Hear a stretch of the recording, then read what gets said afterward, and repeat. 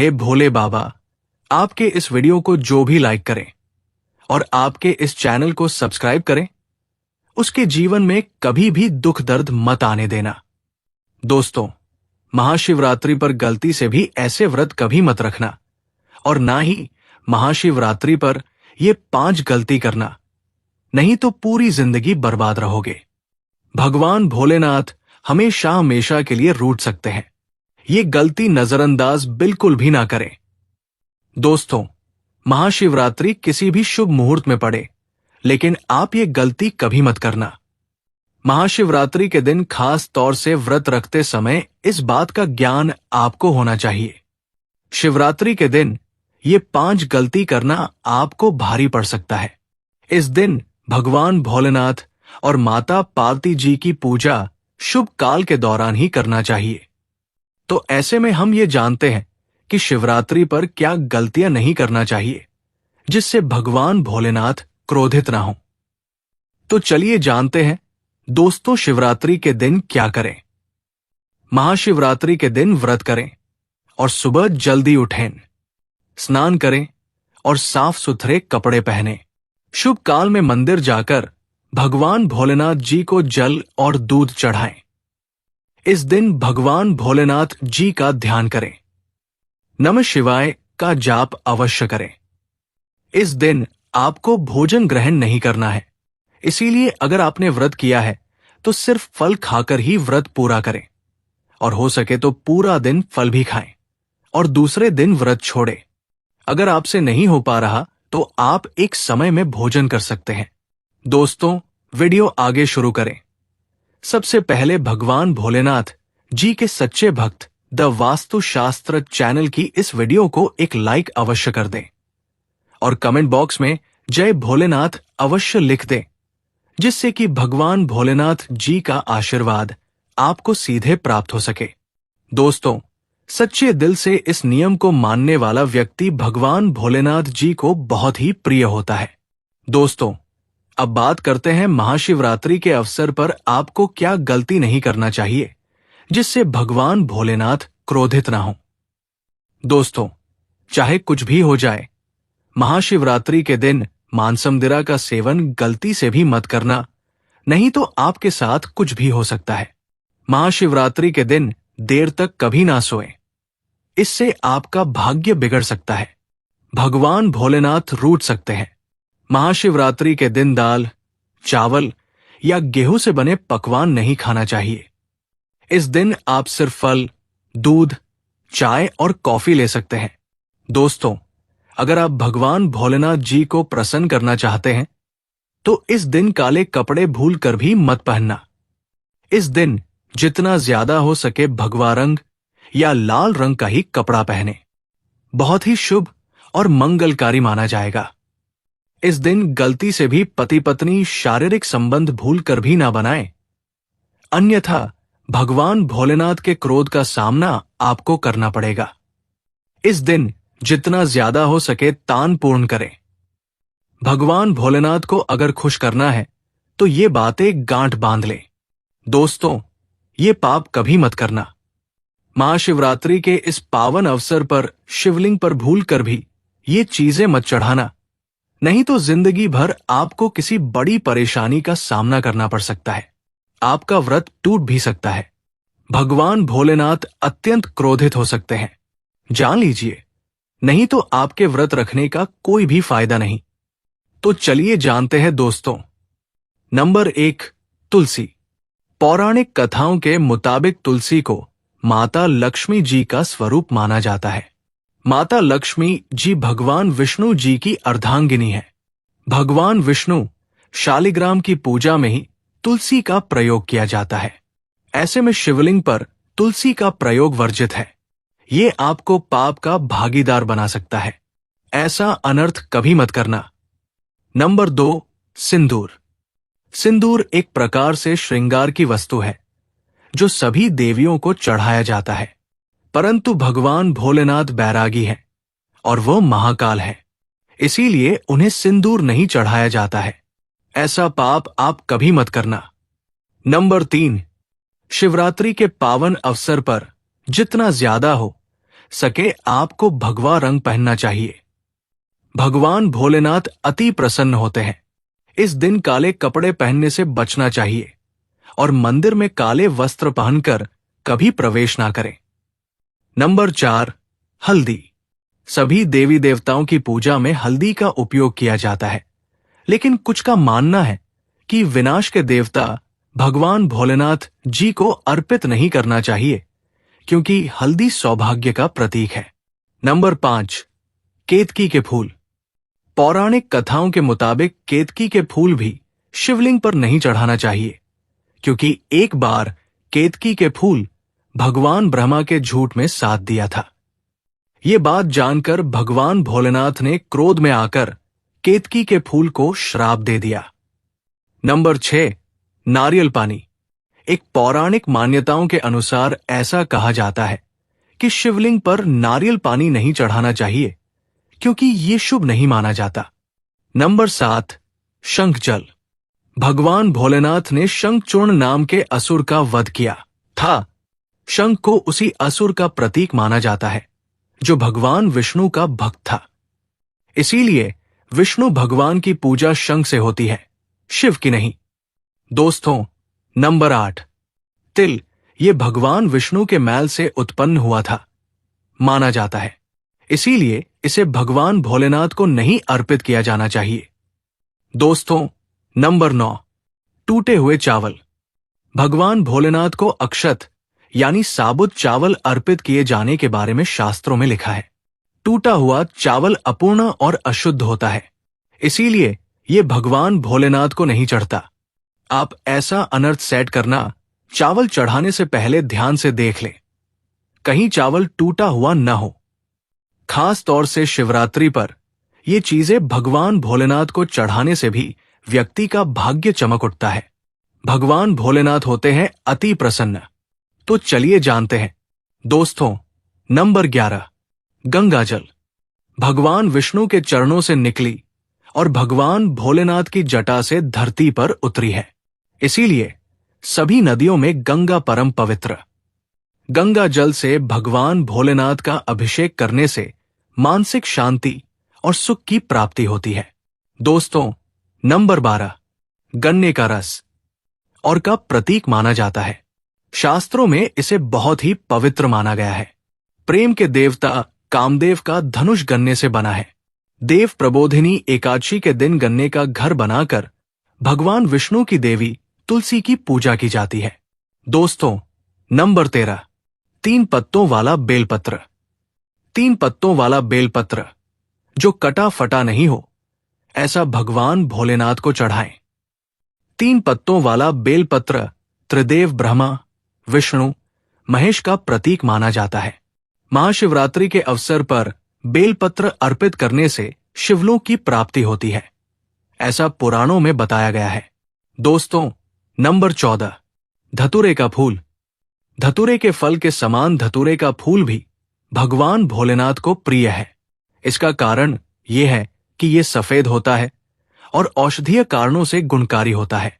मानसिक शांति के लिए धतूरे के पुष्प को शिवलिंग पर अर्पित करें। दोस्तों, नंबर 15, चांदी के नाग नागिन के जोड़े। ग्रहों के अशुभ प्रभाव के कारण घर में सुख शांति की कमी और आर्थिक परेशानियों को दूर करने के लिए महाशिवरात्रि के अवसर पर भगवान भोलेनाथ को नाग नागिन के जोड़े समर्पित करें। इससे काल सर्प और नाग दोष समाप्त होता है। दोस्तों, नंबर 16, धतूरा। भांग की तरह धतूरा भी एक जड़ी बूटी है। भगवान भोलेनाथ के सिर पर चढ़े विष के प्रभाव को दूर करने के लिए धतूरे का प्रयोग भी किया गया था, इसीलिए भगवान भोलेनाथ को धतूरा भी प्रिय है। महाशिवरात्रि के अवसर पर शिवलिंग पर धतूरा अर्पित करें, इससे शत्रुओं का भय दूर होता है, साथ ही धन संबंधी मामलों में उन्नति होती है। दोस्तों, नंबर 17, भांग। भगवान भोलेनाथ ने हलाहल विषपान किया। इस बीज के उपचार के लिए कई तरह की जड़ी बूटियों का प्रयोग देवताओं ने भी किया, उनमें से एक है भांग। इसीलिए भगवान भोलेनाथ को अत्यंत प्रिय है और से शिवरात्रि के अवसर पर भांग के पत्ते को पीसकर दूध या जल में घोलकर भगवान भोलेनाथ का अभिषेक करें। तो रोगों से मुक्ति मिलती है। दोस्तों, अब बात करते हैं कि आपको महाशिवरात्रि व्रत में क्या खाना चाहिए। देखिए दोस्तों, जो महाशिवरात्रि होती है वो गंगा जल की हर एक बूंद की तरह पवित्र मानी गई है, शुभकारी मानी गई है। हमारे हिंदू परंपरा में शिवरात्रि का बहुत महत्व है और ये पर्व फाल्गुन मास के कृष्ण पक्ष की चतुर्दशी को मनाया जाता है। भगवान भोलेनाथ भोले भंडारी है। वे एक लोटा जल से भी प्रसन्न हो जाते हैं, मात्र एक बेलपत्र से भी अति प्रसन्न हो जाते हैं। लेकिन भगवान भोलेनाथ शीघ्र ही गुस्सा भी हो जाते हैं। जहां भगवान भोलेनाथ को कुछ चीजें प्रिय हैं, तो वही कुछ चीजें ऐसी हैं जिनका भगवान भोलेनाथ की पूजा में अगर इस्तेमाल न किया जाए तो भगवान भोलेनाथ का पूजन अधूरा रह जाता है। वही कुछ चीजें ऐसी होती है जो अगर अनजाने में आप भगवान भोलेनाथ को अर्पित कर देंगे तो उससे भगवान भोलेनाथ आपसे रुष्ट हो जाएंगे। इसलिए भगवान भोलेनाथ की पूजा करते समय कुछ बातों का विशेष ध्यान रखना चाहिए। आज के इस वीडियो में हम आपको बताएंगे कि महाशिवरात्रि के पावन पर्व पर क्या करें, क्या न करें, कौन सी ऐसी वस्तुएं हैं जो भगवान भोलेनाथ को अति प्रिय है और कौन सी ऐसी वस्तु है जो भगवान भोलेनाथ को बिल्कुल भी प्रिय नहीं है, और कौन सी वस्तु है जो भगवान भोलेनाथ को भूल से भी अर्पित नहीं करनी चाहिए। दोस्तों, वीडियो आगे शुरू करें उससे पहले भगवान भोलेनाथ जी के सच्चे भक्त द वास्तुशास्त्र चैनल की इस वीडियो को एक लाइक अवश्य कर दें और बॉक्स में जय भोलेनाथ अवश्य लिख दें, जिससे कि भगवान भोलेनाथ जी का आशीर्वाद आपको सीधे प्राप्त हो सके। दोस्तों, सबसे पहले जानते हैं कि महाशिवरात्रि के पावन पर्व पर क्या करना चाहिए, जिससे कि भगवान भोलेनाथ और माता पार्वती का आशीर्वाद आपको प्राप्त हो। महाशिवरात्रि के दिन भगवान भोलेनाथ की पूजा सफेद या लाल रंग के वस्त्र धारण करके करें। सफेद और लाल रंग के वस्त्र धारण कर भगवान भोलेनाथ का पूजन करना बहुत ही शुभ माना जाता है। यदि संभव हो तो इस दिन पूजा में बिना सिले हुए वस्त्र पहने। महाशिवरात्रि के पावन पर्व पर भगवान भोलेनाथ की शिवलिंग का पूजन अवश्य ही करें। शास्त्रों के अनुसार महाशिवरात्रि के दिन ही भगवान भोलेनाथ शिवलिंग के रूप में प्रकट हुए, इसलिए इस दिन शिवलिंग का पूजन करना सबसे ज्यादा श्रेष्ठ माना जाता है। शिवलिंग का पूजन करने से भगवान भोलेनाथ और माता पार्वती के असीम कृपा प्राप्त होती है। वैसे तो महाशिवरात्रि पर भगवान भोलेनाथ का पूजन रात्रि के चारों पहर में किया जाता है। दोस्तों, इस बार पंचांग के अनुसार फाल्गुन माह के कृष्ण पक्ष की चतुर्दशी तिथि की शुरुआत 8 मार्च रात में 9:12 से होगी।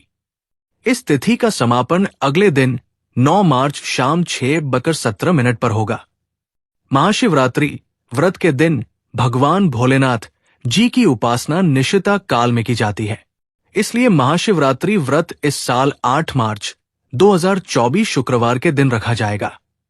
दोस्तों, अब बात करते हैं कि आप लोग किस पहर में कितने समय पूजन कर सकते हैं। प्रथम पहर पूजन समय 8 मार्च को शाम 6:02 से शुरू होगा और समापन रात 9:28 को होगा। दूसरा पहर पूजन समय 8 मार्च को रात 9:28 से शुरू होगा और समापन 9 मार्च को रात 12:31 पर होगा। तीसरे पहर पूजन समय 9 मार्च को रात 12:31 से शुरू होगा और समापन सुबह 3:04 पर होगा। दोस्तों, महाशिवरात्रि का मतलब है भगवान भोलेनाथ का रात्रि के समय पूजन करना। इससे भगवान भोलेनाथ अति शीघ्र ही प्रसन्न हो जाएंगे और आपको मनचाहा वरदान देंगे। शिवरात्रि पर भगवान भोलेनाथ के साथ माता पार्वती जी की पूजा भी अवश्य ही करें। ऐसा करने से आपको भगवान भोलेनाथ के साथ माता पार्वती जी का भी आशीर्वाद प्राप्त होगा। शिवरात्रि के दिन भगवान भोलेनाथ की शिवलिंग पर बेलपत्र अवश्य ही अर्पित करें। बेलपत्र भगवान भोलेनाथ को अति प्रिय है। बेलपत्र के बिना भगवान भोलेनाथ का पूजन अधूरा माना जाता है। बेलपत्र एक पत्ता नहीं माना जाता। एक डांडी में जो 3 पत्ते जुड़े हैं उन्हें बेलपत्र कहा जाता है। एक डांडी में 3 जुड़े हुए बेलपत्र ही शिवलिंग पर अर्पित करें और चंदन से उस पर नमः शिवाय लिख करके अर्पित करें। ऐसा करने से भगवान भोलेनाथ की कृपा प्राप्त होती है। महाशिवरात्रि के दिन भगवान भोलेनाथ को पूजा में अक्षत अर्पित करें। ऐसा करने से आपको भगवान भोलेनाथ जी का आशीर्वाद प्राप्त होगा। इस दिन रात्रि में भगवान भोलेनाथ का जागरण अवश्य करना चाहिए, जिससे आपको महाशिवरात्रि का पूर्ण फल प्राप्त हो सके। महाशिवरात्रि के दिन भगवान भोलेनाथ की पूजा करने से पहले भगवान श्री गणेश, भगवान कार्तिकेय, नंदी जी और माता पार्वती का पूजन अवश्य ही करना चाहिए, नहीं तो आपको पूजा का फल प्राप्त नहीं होगा। इस दिन बैल को हरा चारा अवश्य ही खिलाना चाहिए, क्योंकि बैल को नंदी जी का रूप माना जाता है, जो भगवान भोलेनाथ जी को अत्यधिक प्रिय है। दोस्तों, महाशिवरात्रि पर इन कार्यों को करने से भगवान भोलेनाथ की कृपा प्राप्त होती है। दोस्तों, अब बात करते हैं कि आपको महाशिवरात्रि के दिन क्या क्या खाना चाहिए। शिव पुराण के अनुसार माना जाता है कि महाशिवरात्रि पर व्रतधारी को धतूरा अवश्य खा लेना चाहिए। भले ही आप थोड़ा सा खाएं, लेकिन खा जरूर लें। इससे व्रत पूरा हो जाता है। इस दिन भांग खाने से संपूर्ण फलों की प्राप्ति हो जाती है। अगर आप भांग नहीं खाते हैं तो इसे थोड़ा बहुत छक लें, नहीं तो आपका व्रत अधूरा माना जाएगा। दोस्तों, महाशिवरात्रि के पावन पर्व पर भगवान भोलेनाथ और माता पार्वती जी की कृपा प्राप्त करने के लिए इन सभी बातों का विशेष ध्यान रखें, जिससे आपको व्रत और पूजा का पूर्ण फल प्राप्त हो और भगवान भोलेनाथ और माता पार्वती जी की आपको कृपा मिल सके। बहुत सी चीजें इस दिन के व्रत में ऐसी होती है जो आपको नहीं खानी चाहिए, और एक चीज ऐसी है जो महाशिवरात्रि के दिन जरूर खानी चाहिए, ताकि आपको इस व्रत का संपूर्ण फल मिले। महाशिवरात्रि के दिन बहुत से लोग व्रत रखते हैं। एक बेला उपवास रखकर कई लोग साथ भी भोजन करते हैं। महाशिवरात्रि का व्रत अगर आप रखते हैं तो ध्यान रखें शरीर में पानी की कमी ना हो। इसके लिए अनार या संतरे के जूस का सेवन कर सकते हैं, लेकिन गन्ने का जूस मत पीजिए। महाशिवरात्रि के दिन फलाहार में सेब, संतरा, पपीता, केला, खीरा वगैरह खा सकते हैं। अगर वीडियो अच्छी लगी हो तो कमेंट में नमः शिवाय जरूर लिखें।